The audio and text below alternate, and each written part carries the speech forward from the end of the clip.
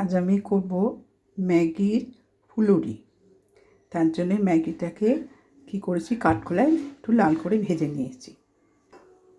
এখানে কি করেছি, আলু সেদ্ধ, পেঁয়াজ কুচো, কাঁচা লঙ্কা কুচো দেওয়া যায়, কিন্তু ওরা তো ঝাল খেতে পারি না, সেই জন্য দিইনি। ভাজা মশলা দিয়েছি, নুন দিয়েছি, আর ম্যাগির একটু মশলা দিয়েছি, আর বেসনটা নুন, একটু গুঁড়ো লঙ্কা আর ম্যাগির মশলা দিয়ে ভালো করে গুলে রেখেছি। এবার কি করছি দেখুন।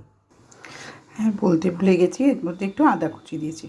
এবারে এই আলু পেঁয়াজ মিশ্রিত জিনিসটাকে গোল গোল আকৃতি নিয়েছি।